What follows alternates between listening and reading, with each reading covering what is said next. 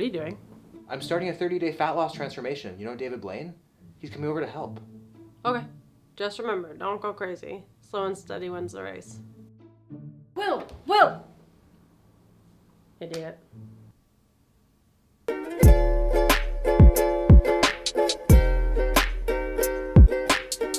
What is going on, guys? Will here. Welcome to the video. Over the past couple months, a lot of you guys have actually noticed that I put on a lot of weight. And to be exact, I put on 20 pounds. I was eating what I wanted, when I wanted, how much I wanted. I would have to assume I was eating like 4,000 to 4,200 calories a day. And while my workouts were amazing and I was the strongest I ever was, you know, I just didn't feel great. More often than not, out of the gym, I was lethargic.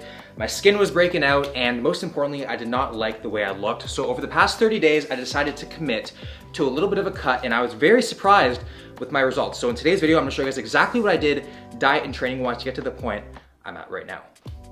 Now, the first thing that we are gonna talk about is my weight. So I lost a total of 11.6 pounds over the course of the 30 days. So I weighed myself every single day to find my weekly average. So I always recommend to weigh yourself every single day and not do sporadic weigh-ins, because you should not make drastic decisions off a one-day weigh-in. Always look at it as an entire week. So I'm gonna kind of talk through over the 30 days, my weigh-ins, and talk about specific points throughout that I found a little bit interesting. So I started my cut at 195.2 pounds. I started at 2,500 calories. So normally for me, that is a great place to start. That is slow, consistent weight loss. And I completely forgot that I was 195.2 pounds and the heaviest I ever was, eating the most I ever did. So that was way too low of a calorie deficit for me. So as you can see, I started to lose weight way too fast. So on day number 6, I actually increased my calories to 2,750, and that started to make things look a lot better. 0.2 pounds, slow weight loss, all the way up to day 13, where I actually dropped my calories back down to 2,500. And now we get to this point right here. So on the second week, you will notice I actually started to gain weight, even though I dropped my calories. So most people will see this and resort to something stupid. But you cannot look at weight as two factors, that being, are you eating too much or are you moving too little? It's a complete lifestyle. So you gotta look at, are you going to bed too late? Are you waking up too early? Have you put something new in your diet? Are you stressed? There are so many things that can influence how much you weigh. It might not just be those two things. So I had no idea what was going on here. So I actually texted Greg Doucette and I was like, hey man, I'm eating this, I'm doing this. It doesn't make sense. Nothing's really adding up. And he actually said to me, of course, you know, there's a variety of different factors, but it could even be as much as, you know, reducing the amount of coffee that you're drinking. And I was like, holy shit. On day 13, my coffee machine broke. So I was going from having 6 coffees a day down to 0, or potentially 1 if I went out to get one. So coffee dehydrates you. So I had a lot more water in my body. My fluid balance was completely out of whack as to normal. So that completely explains this. So obviously on day number 19, I went to Tim Hortons and drank as much coffee as obviously I didn't do that. What I did is I just stayed the course. I stayed true to my calories, true to my cardio, true to my training. And I just wrote it out. And as you can see, it started to drop. My body started to kind of adjust to the coffee. And as you can see, 185, 185, 184.6, 184.6, 184.8. Traveled here, ate way less than 2,500 calories, didn't we, Kofi? Yeah, I don't think we ate anything. Yeah, it's pretty much nothing, which definitely helped because I got down to 183.8, all the way down to my final weigh-in of 183.6 pounds.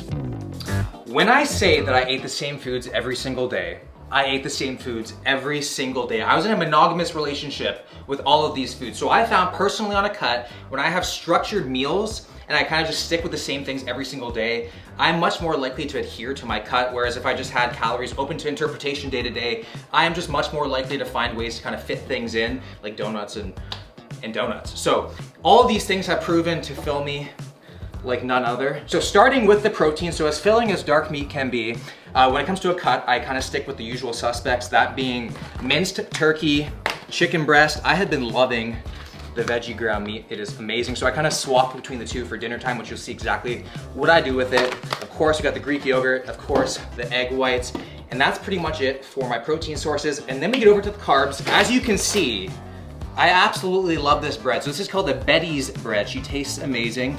It comes fresh every single Wednesday, and for 2 slices, it's only 90 calories and it's very filling, a lot of fiber. So I love this stuff. If you can find it, I highly recommend it. So I use this every single day and quite a lot. Of course, I use some strawberries. I love fresh fruit for other things, but when it comes to the kitchen, we use frozen strawberries. Definitely the lowest calorie frozen fruit per gram, I believe. I could be wrong. I love some butternut squash. Of course, you guys know I love zucchini. Absolutely love this stuff. Cabbage is amazing. It might make you a little bit gassy. People might have to double their social distancing. And then I use some tomato sauce. And then last but not least, of course, some cashew milk and some part skim cheese. Adding cheese to a dieting meal is like December 1st. With just a touch, it can add some explosive flavor. So this is all I was really eating. Not a lot of variety, but I had enjoyed it. So we're gonna get to breakfast, and it's probably my favorite meal of the day. In the morning, I always have a sweet tooth, maybe from ingesting loads of savory before bed. So for breakfast today, we are making a protein yogurt bowl. So on a diet, it's all about tricking yourself into anything other than reality. So a lot of people just take the protein and mix it with your yogurt. And while that is great, I wanna give yogurt some yoga pants. I wanna give it some artificial volume. So what we're gonna do is actually make a sludge with my protein powder, with some cashew milk. So it's gonna make one serving of yogurt look like two. And then after we do that, we're gonna top it off with some fresh / frozen strawberries and some PB2. Okay, so 32 grams of protein is in. Generally now, around 200 grams of cashew milk. Go half at a time and then stir it to make sure it's a perfect consistency. And now to this, we are gonna add 1 cup of our 0% non-fat Greek yogurt.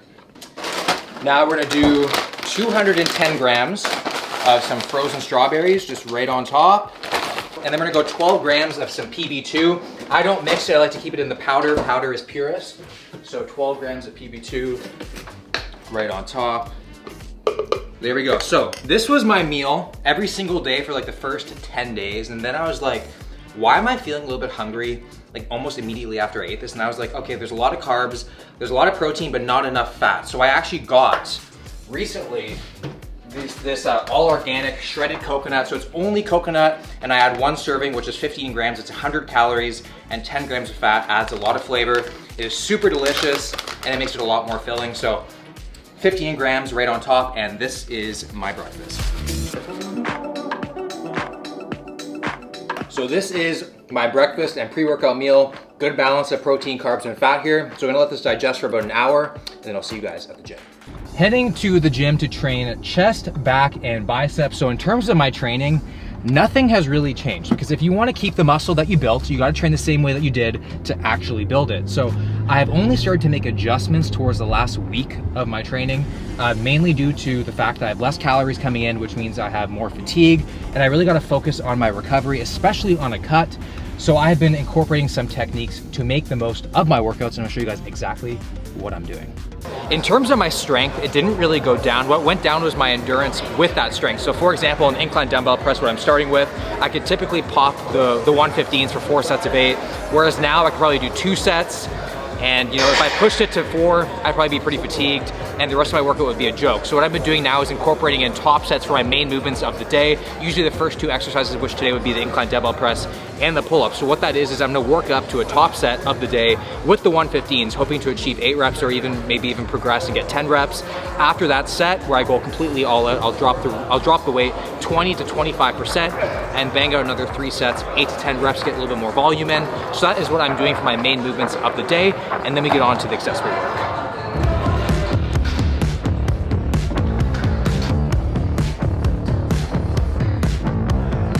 Okay, top set time, 115s, 8 to 10 reps.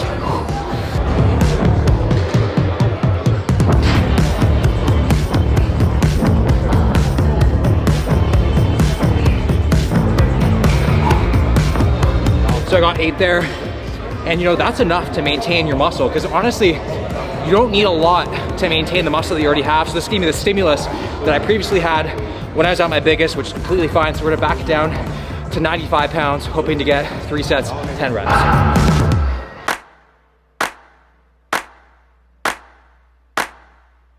Okay, so just finished chest. Now we're going to the back, after back to chest, alternate.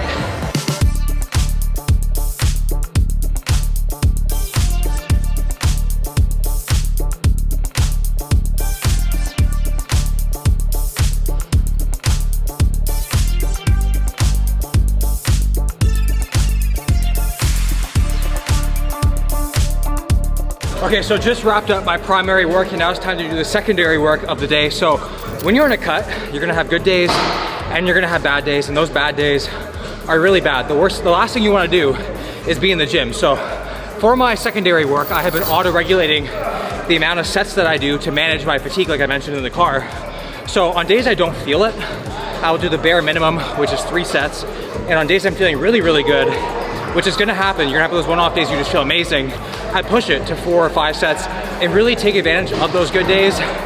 And I just noticed for me, you know, manipulating the sets depending on how I feel helps me feel my best and I look my best on the cut. So if you're on a cut, highly recommend to start auto-regulating your sets.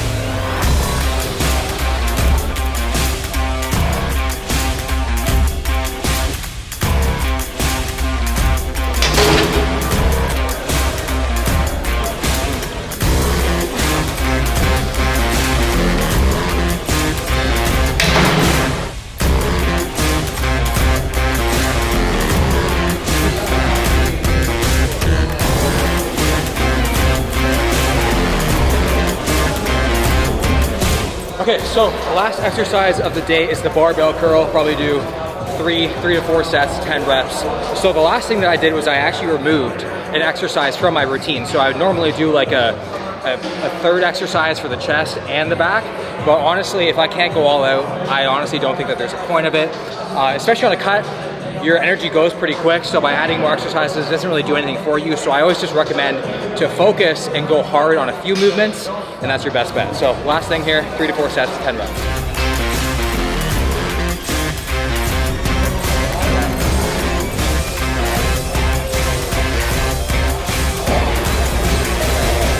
Done.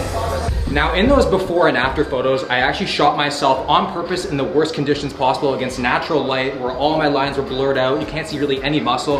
But I'm gonna show you guys in some down lighting, some amazing lighting, just how much of a difference that it can actually make.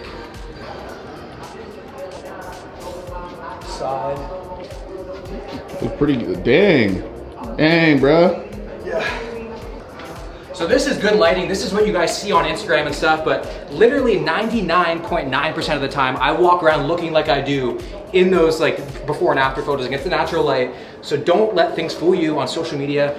This is not real, but that is a good business idea. If you had someone walking around with the down lighting on you 24/7, that's a business idea, Kofi. Hey, you know, we gotta take that to the bank. Now we gotta cut this clip out so no one else knows the secret. Yeah.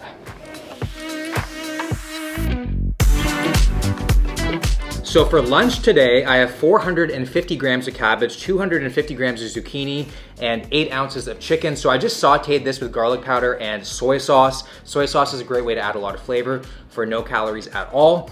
So unfortunately, cabbage and zucchini are the only greens I'm having on this cut because the goal is appetite suppression. So this is part 1 of my lunch. And you know, I'm gonna try to take advantage of the actual control I have to delay finishing in the kitchen. So while I'm having the chicken, cabbage, and zucchini, I still have a whole dish of that. I also have part 2 of my lunch, which is 450 grams of butternut squash. So I think butternut squash literally rivals cauliflower as the best, you know, calorie per gram kind of vegetable that you can get. Love it. I always just season it with a little bit of spray, garlic powder, onion powder, salt, and pepper. So that is gonna be my lunch. It's probably gonna take me around like 45 minutes to an hour to eat it because I gotta wait for that. So it kind of prolongs me eating, and that's gonna hold me over until dinner. So in terms of cardio, I didn't do really any cardio sessions per se. I would just go for walks, and every 10 days, I would increase my minimum step count. So days 1 to 10, I would do a minimum of 10,000 steps. Days 10 to 20, I would do a minimum of 12,500 steps. And then days 20 to 30, which is right now, I would do 15,000 steps minimum, and Kofi's hating me for it because it's super very cold. I'd rather be in Florida right now. Yeah. I think I'd rather be in Florida. I would too. Okay, so time for dinner, and we are gonna be making a savory French toast, sloppy Joe kind of situation here. So this is my most substantial meal of the day with the most amount of calories. So we are taking French toast back to its college days and getting a little experimental with it. So what we're gonna be doing is adding 250 grams of egg whites. And instead of adding stevia, cinnamon, vanilla, all that stuff, we're gonna actually be adding some garlic powder, onion powder, dried oregano, and some salt.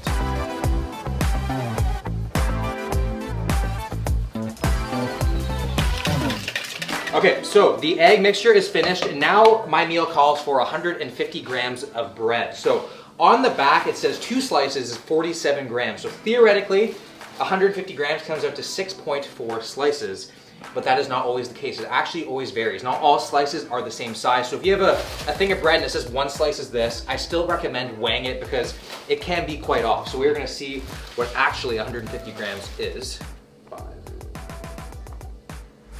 150 grams. So that is 6 slices. So if I actually did the math and I followed it based on the back, I would have had 6.5 slices. I would have been 45 calories over, and that adds up all the time. So if you continue to do that, you're just wasting calories right there. So always weigh your bread out. What we're gonna do now is dredge the bread, put it onto the pan, and continue with dinner.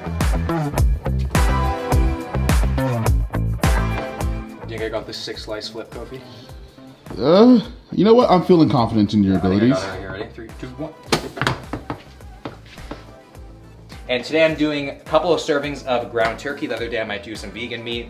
And I just mix in 1 cup of strained tomatoes. Again, I just season it with the same stuff. And then we're gonna put the meat sauce on top of the French toast, sprinkle it with cheese, pop it into the broiler, and it is delicious and super, super filling because you have all the ground turkey, a ton of egg whites and bread. You won't need to eat for a very long time.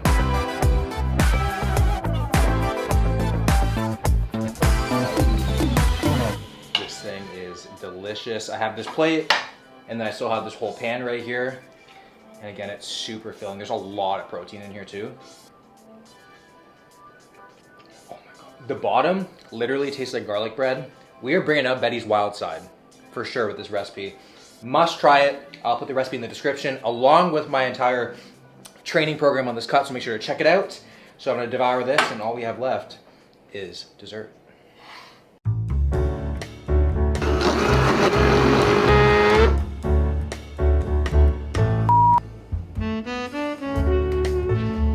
Wrapping up the night with my last and final meal of the day, which is protein ice cream. A lot of volume for very little calories. So I'll put my calories and macros on the screen right now. And I think I am like literally on the dot, 2,500 calories. A lot of protein, but that's what I need to fill me up. So if you're going on a cut, stay committed to your decision to do it, but stay flexible with your approach. Find what works best for you and make sure you enjoy the process. Don't get me wrong, no matter how many diet hacks that you may have, there's gonna be a time where you're gonna be hungry, you're gonna feel like shit, and you're just not gonna wanna do it. But the climb is tough, but the view is worth it. So hopefully this video is gonna help you guys out on your next cut. If you guys enjoyed it, make sure to drop it a like, subscribe to the channel if you're new, and I'll see you guys in the next one.